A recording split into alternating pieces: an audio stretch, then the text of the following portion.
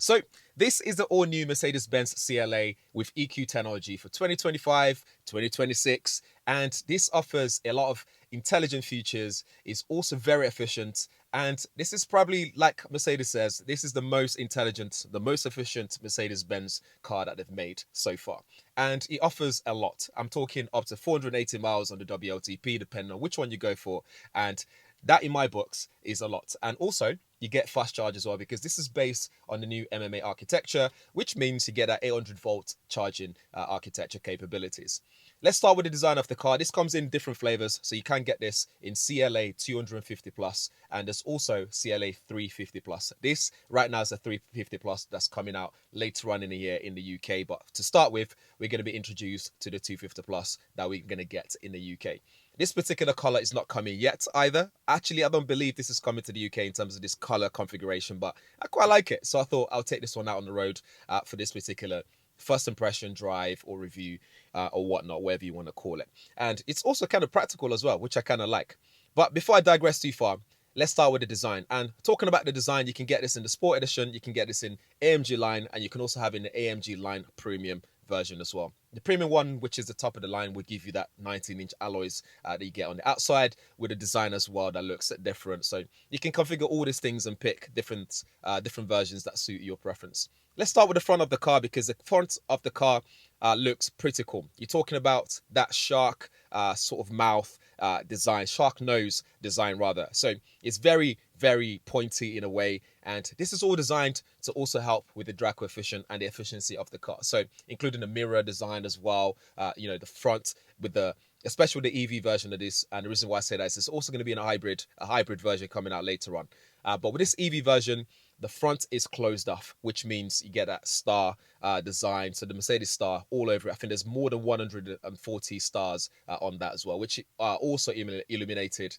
And also the logo on the front is illuminated as well, which I think is kind of cool. It's very, very Mercedes. And then you look at the rest of the front, we get the side curtains as well, again, helping to direct the airflow in the right directions for that drag coefficient. I think the drag coefficient in this is about 0.21. And then we move towards the side of the car. We see how kind of just smoothed out the whole car is. There's not a lot of contours or like sharp edges or anything like that coming out of this car in terms of the design. We see that leading line on the side, which looks fantastic. We talked about the alloys already. This is sitting on 19-inch alloys. It's got that EV friendly, range friendly rather, tires on this as well, which are designed to help with the range of the car. The rims are very aerodynamic. So in terms of the design, the aero, and depends on which one you go for, they're all actually aero in terms of the design specifications. And then we see the charging ports. This supports up to 320 kilowatts charging. So it's very fast in terms of that DC charging if you can find one. I'm actually staring at a 200 kilowatts one right here in Copenhagen. So you can charge this very quickly. Supports your 22 kilowatts as well, or 11 if you want to do that. So you got 22 on board. So you can charge this very quickly if you're going to charge it at home or those slower chargers on the street. This is a 350 plus 4MATIC, which we see the logos plastered on the back, and that's because that offers that all-wheel drive system, which I think is kind of cool if you go for the 350 plus 4MATIC. And then to see the design again, it looks pretty cool, very Mercedes. Got that Mercedes star on the tail lights as well. It's very bold and it's not too much in your face at the same time, but I think it's just very Mercedes, which I kind of like. And then you open up the boot, get plenty of space in there to store things, big aperture as well. There's no underfloor storage there. There's just some minor storage size there. They can put your repair kit or anything like that. But you got enough space in there. I think more than 400 liters of space to store things. Again, I'll leave all numbers on the screen for those kind of data. For your charging cable, you can store them in the front. So you're talking 101 liters of front space, which I think is more than enough. That's a lot of space. It's quite deep, so you can store your cables in there. You can probably put like a small bag in there, so like a hold-all bag. You can easily fit that in there with no issues at all, which is a bonus. And then that's basically on the outside. I think it looks cool. It looks timeless in a way because I don't think it will look outdated anytime soon. And I think that's a really good thing. They've kind of developed that from that CLA concept that we looked at a while back. And I feel like I followed that journey from being a concept all the way to the unveiling up until now that we can actually drive it on the road to see what it feels like in terms of handling and see the final product in terms of what you guys are going to be getting if you're looking to buy one of these. Let's talk about the inside, starting with the back. We get in the back and you get plenty of space, two USB-C ports, no fancy screen on the back or anything like that to control the climate. Everything is controlled up front here by the passengers or the driver. So the passenger on the right side or the driver, depending on which country, which side the driver's side is. And then we talk about how comfortable it is as well. I think you got plenty of space for your knees, which is good. I'm about 5'10", 5'11", so plenty of space for my knees, plenty of space for my head, because we also get that panoramic sunroof, which comes in all variants that you can get this in, which I think is a bonus as well. It's kind of shaded as well, so especially in the day like this when it's very sunny, you're going to be protected in terms of your head, so that's nothing to worry about. But back to the space, plenty of headroom, plenty of knee room. Not so much space for my feet though, so that's something to bear in mind. It's a bit tight in that area. And talking about this architecture, it allows them to still use this for hybrid car as well as EV as well, which I think is kind of clever. It's very dynamic in that way. There's a flat floor in the middle, so you can sit a passenger in the middle comfortably well. But one thing I didn't like is the fact that my knees are quite raised up high when sat at the back, which means that for longer journeys, it might become a bit, uncomfortable. You get armrests, but on that armrest, you get two cup holders and a space to store your tablet or your phone or notes or anything like that. But the issue here that I spotted is your elbow is going to sink into that cup holder, so that's going to become uncomfortable. If that's something you just want to use it for, just to rest your elbow as an armrest. So again, that's not the best of design option there. But in terms of the materials used, I like the leather feeling of the material, the stitching. It just looks really cool and very neat in terms of the design as well. I think it's a great option in terms of what they're going for. And this is like a brown sort of finishing, so this color here, I think it looks cool. It suits the car very well. Although you can spec this for different color options, different materials, so that's nothing to worry about there if this doesn't quite tickle your fancy. And then we move over to the front here, which is your cockpit for the driver and the passenger up front as well. There's loads of tech going on here, which I think is amazing. For a tech guy like me, I think I really like it. I like the seats in terms of this configuration. The side bolsters are really good as well in terms of holding you in place, so you're not moving all over the place when you're cornering and stuff like that. Here we get a space to store things, so you can store. I got my battery pack in there at the moment, so and your keys can be stored in the tray that's in there.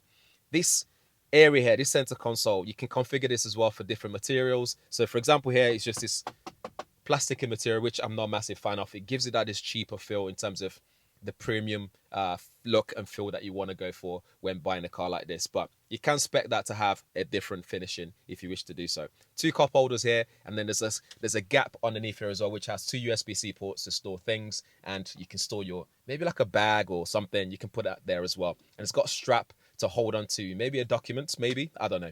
We've got wireless charging here, which also this area is kind of cooled. I don't think that's actually a thing in terms of being a cooled charging port, but the way the ventilation is set up here keeps things very cool. One thing you notice straight away, we don't have any buttons here at all. There's no physical buttons. It's all kind of like haptic feedback buttons. So in terms of the dynamic select here, the parking stuff, hazard lighting and volume control and stuff like that, that's here.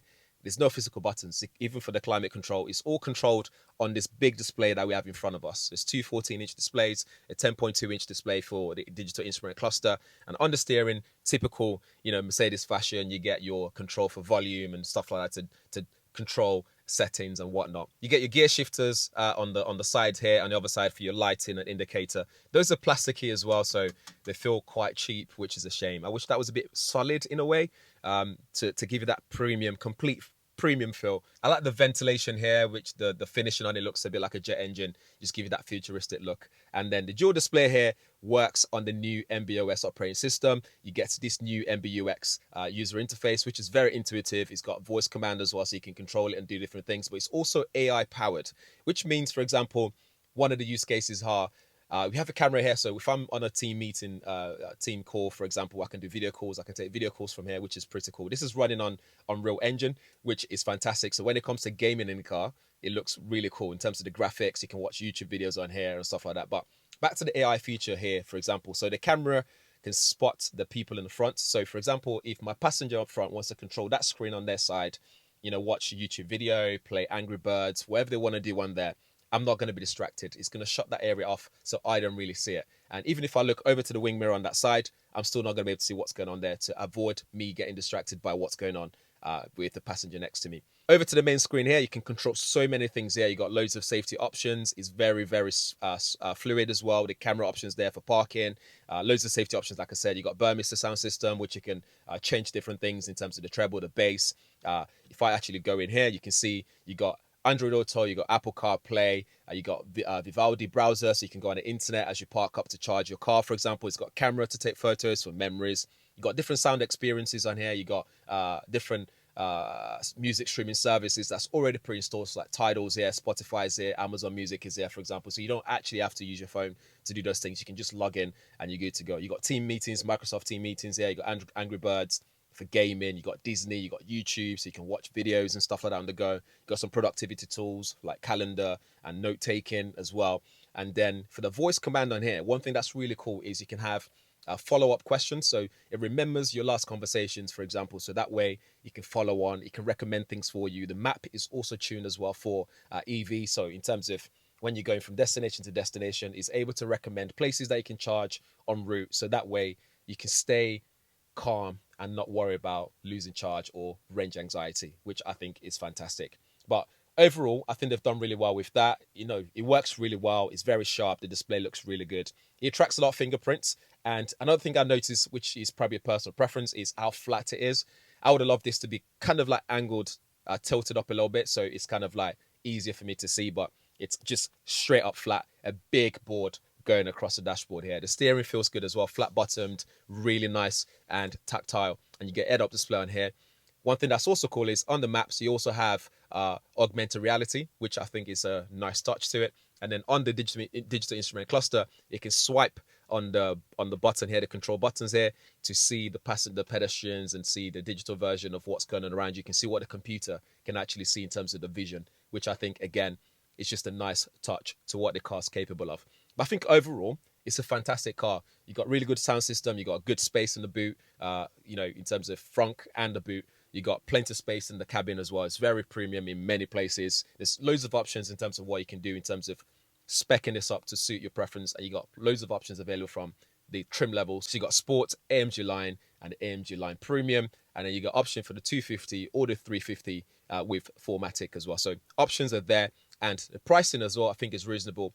You're talking around £50,000 or so for this particular version here. But again, I leave numbers on the screen so that way we get the accurate numbers and figures for you guys. But yeah, I think overall, it's really good. If you go for the CLA 250 Plus with EQ technology, you're looking at a range of up to 484 miles in the Sport Edition specification. And this can be recharged up to 320 kilowatts, meaning over 200 miles of range can be added in just 10 minutes. We're talking 0 to 62 numbers in 6.7 seconds, so 62 miles per hour for this one. And top speed of 130 miles per hour for the 250 Plus. For this particular version here, which is the all-wheel drive CLA 350 4MATIC with EQ technology, you're talking output peak of 260 kilowatts, 515 Newton meters of torque, plenty of torque there's available, supports a fast charge as well, so there's no problem there. And you can go up to 315 kilometers range in just 10 minutes of DC charging. Top speed on this, 210 kilometers per hour, and 0 to 100 kilometers per hour in 4.9 seconds, so slightly faster as well. And handling is probably going to be better as well with that all-wheel drive system. In terms of towing capacity, you're talking 1.8 tons in this particular version for the 4MATIC, or 1.5 tons in the 250. In terms of battery size, you're talking 85 kilowatt hour NMC usable high energy density battery, which also allows for operating a higher voltage, which is cool. And there's also a version that we allow for 58 kilowatt hour LFP usable battery as well. It uses 2 transmission and recuperation, which allows for better range. And the recuperation can be changed to different levels as well, which I think is useful. But what's good here is it's actually quite intelligent in the intelligent mode. So it knows when you're in the city, which means it will allow for better or higher recuperation mode. And when you're not in the city, it might reduce that level of intensity. All right, so now that we've got all the numbers out of the way, we talk about the design, we've talked about how practical it is, we've spoken about how intelligent it is as well, and so much more. Let's talk about the driving experience, because this is actually kind of interesting. In some ways, it's great in terms of driving experience, and in some ways, it just takes some getting used to. Let me explain. So when you're driving on a long straight road like this one on the motorway, like now, it's very comfortable. It's very smooth. It just glides. You know, road noise is not bad. Wind noise is, you know, tamed as well, because the wing mirror sizes have been designed to minimize the level of wind noise that you get when you're driving. It also adds to the level of drag coefficient. So that 0.21 drag coefficient, it adds to that as well. We also get door handles that sits flush with the car as soon as you get in, and it locks the car door, so you don't have to worry about that. That's another thing that's interesting in that way. When it comes to cornering, this is where you start to notice a few things. You got plenty of torque, obviously, so when you put your foot down, it just goes. No problems there at all. You can put it into different mode. You got sport mode, you got eco, you got comfort mode as well. You got energy recuperation levels that you can adjust as well to suit your preference. The intelligent recuperation mode, I think, is fantastic. It's actually very smart because when you're in the city, it knows that you're in the city, so it adjusts the level of recuperation accordingly. Of course, you can set it to do manually to suit your preference as well. That's entirely up to you. Let me not miss my my turn in here. I love the augmented reality thing as well, so it kind of points to where you need to go to make sure you don't miss your turn in or anything like that. The visibility in the car is good as well, so you can see all around the car with no issues, although the wing mirrors are kind of tiny. It takes a bit of getting used to, but once you've gotten used to it, it's no problem in that area. When it comes to that cornering and handling, let's get back to that. This is where you start to feel the weight of the car in corners. So you have to be careful in the kind of speed that you carry around bends and corners, which I think is not, it doesn't dial into the sportier element of what I was expecting from this car. Perhaps maybe a different version will give you a different experience, but this 4MATIC one, it still does well at handling the corners, but you still feel like it could be better, if that makes sense. You feel the level of bounciness as well when you start to go over bumps and stuff like that, depending on the type of bump that you go over. It kind of bounces a little bit. It's got that, suspension doing all that work for you, but it is kind of comfortable. I'm not mad at it. Also, the big rims on this, the big tires on this 19-inch alloys, it doesn't cause any problems in terms of road noise handling at all. So again, that's not a problem at all. The steering is on the softer side. Even in sport mode, it still kind of feels very soft. It doesn't feel as stiff or as sporty as me personally would like it from my own personal experience. But I think overall though, I think it does well. The seat keeps you in position when cornering, so you don't feel too much body lean or anything like that. But I think overall, they've done well in terms of packaging this to be efficient, intelligent, but also a really good drive experience. So when you're driving this, it fills you with confidence in most area. You don't have to worry about anything like that. And it's comfortable as well, most importantly. So it's a comfortable drive, which I really like. So I think for the price point, when considering this is a Mercedes, a premium car, I think they've done well in keeping the price level in a reasonable segment. It's reasonably priced, but at the same time, you're getting good range, fast charge, good level of premium elements around the car. Some customization options are available as well, so you can make it your own. So I think they've done really well in terms of this car as a package. But over to you, let me know what you think. I think for around £50,000 or so, I would go for something like this, knowing that I'm also paying for the brand that you can trust. You got that new MBOS operating system, really good MBUX. You can game, you can watch videos on here as well. You got a really good car in your hands. You're getting a lot of car for that money, I think, in my opinion. But like I said, let me know what you think in the comments below. If you have any questions, drop them there as well. I'll do my best to answer your questions. And thanks for watching. Actually, let's give this intelligent bit of test before we clock out. Hey, Mercedes. Yes. Are there any music concerts on in Copenhagen today? Today in Copenhagen, the music scene is bustling with various events. You can catch live concerts and gigs featuring a variety of artists throughout the city. Okay, any particular artist performing today that I need to know about? You can find details about music concerts in Copenhagen happening today by checking events on platforms like Songkick or Event World.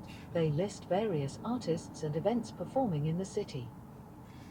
Okay, thank you. See, although it didn't manage to find me an artist that's performing today, but what he's able to do is follow on from my previous conversation. So I'm asking a question, and then the leading on question from that again is able to follow on without having to start again with a command to repeat my question all over again, which I think is kind of smart. So you can use this kind of stuff on the go to learn about things, to ask questions, so on and so forth. So very smart, very intelligent. Overall, a great car. But again, like I said, if you have any questions, drop them in the comments below. And thanks for watching. I'll see you in the next one. Don't forget to subscribe.